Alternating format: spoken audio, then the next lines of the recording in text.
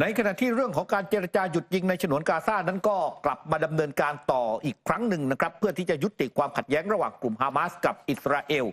คณะผู้ไกล่เกลี่ยจากกาตาร์อียิปต์แล้วก็สหรัฐร่วมหารือกับคณะผู้แทนกลุ่มฮามาสเพื่อรับฟังข้อคิดเห็นของกลุ่มต่อข้อเสนอที่จะยุติการสู้รบเป็นเวลา40วันและการเป็นแลกเปลี่ยนตัวประกันกับนักโทษชาวปาเลสไตน์อย่างไรก็ตามหลังการเจรจาเริ่มต้นขึ้นเจ้าหน้าที่ระดับสูงของอิสราเอลกล่าวหาว่ากลุ่มฮามาสนั้นขัดขวางความเป็นไปได้ในการบรรลุข้อตกลงโดยปฏิเสธที่จะละทิ้งข้อเรียกร้องในการยุติสงครามก่อนเวลา3 ทุ่มตามเวลาท้องถิ่นเมื่อวันที่4 พฤษภาคมที่ผ่านมาแหล่งข่าวของกลุ่มฮามาสที่ใกล้ชิดกับการเจรจาบอกว่าการเจรจานั้นสิ้นสุดลงและจะกลับมาดำเนินการต่อหลังจากการเจรจาก่อนหน้านี้หยุดชะงักซึ่งส่วนหนึ่งเกี่ยวข้องกับการเรียกร้องของกลุ่มฮามาสที่เรียกร้องการหยุดยิงระยะยาวขณะที่นายกรัฐมนตรีเบนจามินเนทันยาฮูผู้นำของอิสราเอลให้คำมั่นที่จะบดขยี้นักรบที่เหลืออยู่ของกลุ่มฮามาสในเมืองราฟาซึ่งเต็มไปด้วยชาวปาเลสไตน์พลัดถิ่นจำนวนมากทั้งนี้อิสราเอลนั้นไม่ได้ส่งคณะผู้แทนไปยังกรุงไคโรประเทศอียิปต์นะครับเจ้าหน้าที่อิสราเอลบอกว่าอิสราเอลนั้นจะส่งผู้แทนไปเจรจาก็ต่อเมื่อการเคลื่อนไหวเชิงบวกในกรอบข้อเสนอเท่านั้นสงครามที่ประทุขึ้นมานั้นเนี่ยครับก็ตอนนี้ทำให้มีพลเรือนของฝั่งปาเลสไตน์นั้นเสียชีวิตไปแล้วกว่า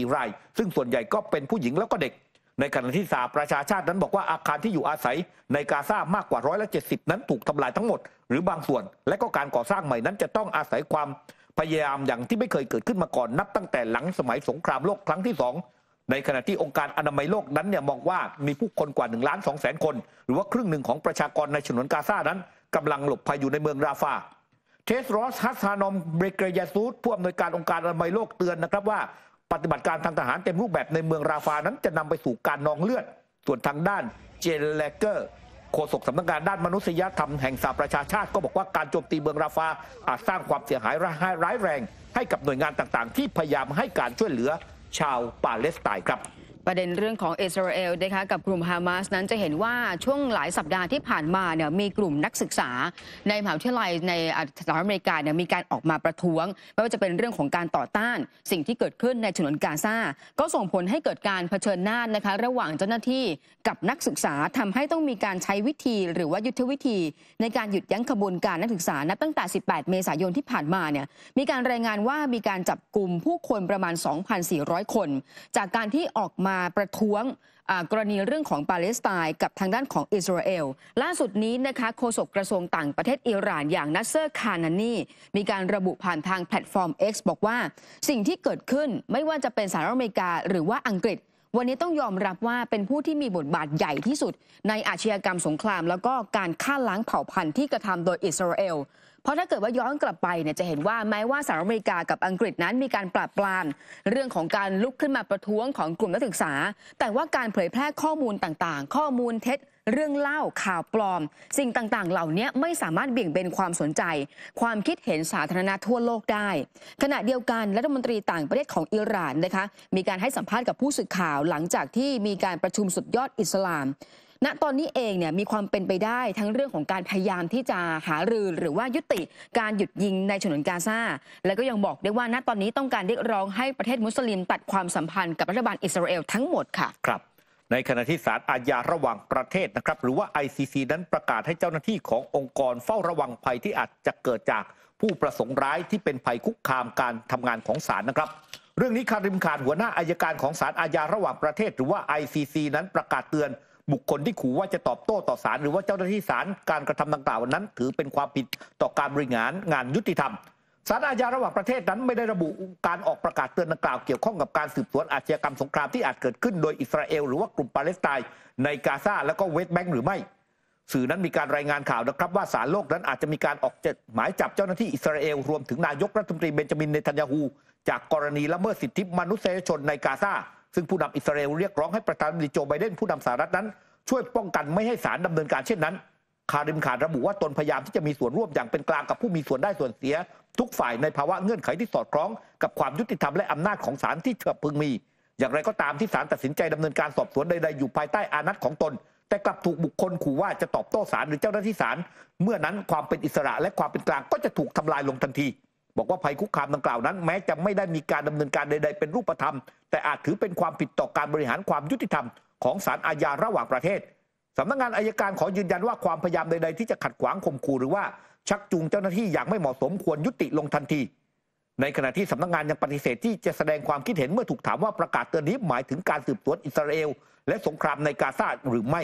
แต่ว่าก่อนหน้านี้เองเนี่ยครับนอกจากในส่วนของอิสราเอลแล้วเนี่ยครับศาลอาญาระหว่างประเทศนั้นก็ได้มีการออกหมายจับนะครับนั่นก็คือประธานาธิบดีวลาดิเมียร์ปูตินผู้นำของรัสเซียในกรณีเปิดปฏิบัติการทางทหารในยูเครนอีกด้วยครับที่บราซิลนะคะสถานการณ์น้ำท่วมที่เกิดขึ้นในรัฐริโอกรันดีโดซูทางตอนใต้ของบราซิลเนี่ยคือต้องบอกว่าฝนตกหนักแบบนี้มาเป็นระยะเวลากว่า1สัปดาห์ปรากฏว่าพอไปดูตัวเลขนะคะที่มีผู้ที่เสียชีวิตกลายไปว่าเพิ่มขึ้นอย่างน้อย75รายแล้วก็มีประชาชนที่ต้องอพยพหนีภัยพิบัติอีกหลายหมื่นคนทางด้านของประธานาธิบดีลูอิสอินนาซิโอลูลาดาซิลวาเนี่ยเดินทางไปถึงรัฐริโอกรันดีโดซูทันทีแล้วก็ไปพบปะพูดคุยกับทางด้านของคณะครม.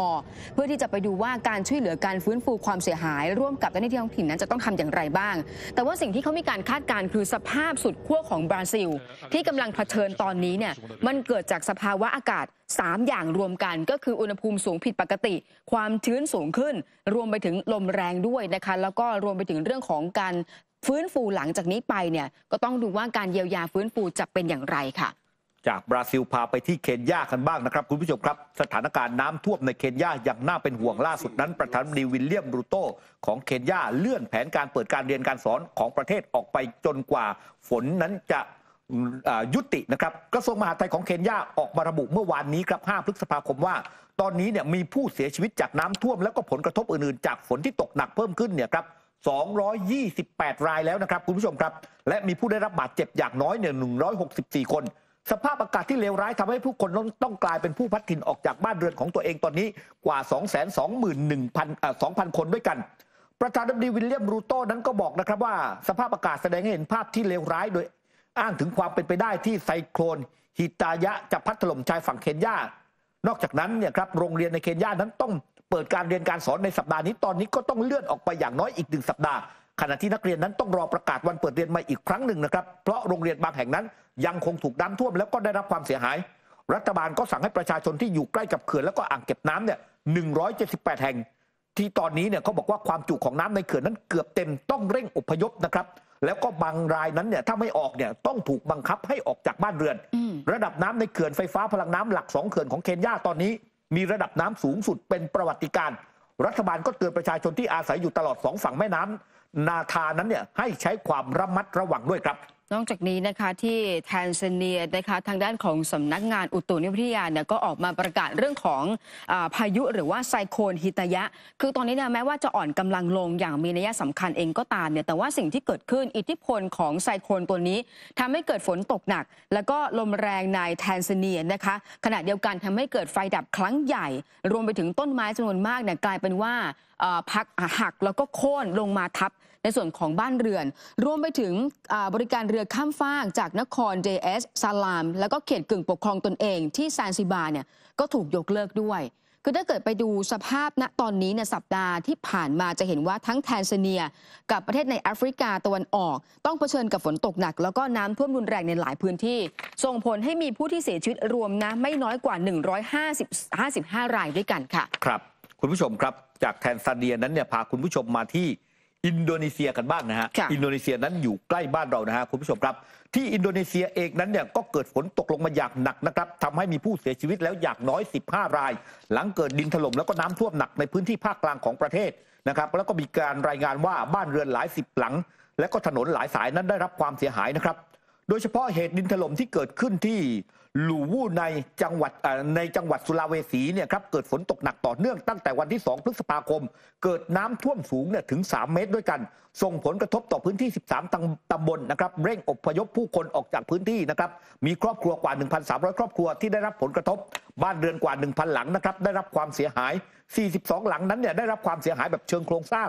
โดยบ้านแยกออกจากฐานรากของอาคารด้วยนะครับนอกจากนั้นถนน4 สายและสะพาน1 แห่งได้รับความเสียหายนะครับซึ่งตอนนี้เนี่ยเขาบอกว่าสิ่งที่ชาวบ้านนั้นกำลังดำเนินการอยู่ก็คือการที่จะต้องเร่งอพยพผู้คนเนี่ยออกจากพื้นที่เนื่องจากว่าน้ำนั้นท่วมอย่างต่อเนื่องนะครับแล้วก็อินโดนีเซียเองต้องเผชิญกับสภาพอากาศสุดขั้วหลายครั้งในช่วงฤดูฝนโดยผู้เชี่ยวชาญก็เตือนนะครับว่ามีแนวโน้มจะเกิดขึ้นบ่อยครั้งมากขึ้นอันเป็นผลจากการเปลี่ยนแปลงสภาพอากาศจากภาวะโลกร้อนนั่นเองครับ มาร่วมสนับสนุนท็อปนิวส์นำเสนอความจริงได้แล้ววันนี้เพียงกดปุ่ม Super Thanks แล้วเลือกจำนวนเงินตามที่ต้องการได้เลยครับขอบคุณครับ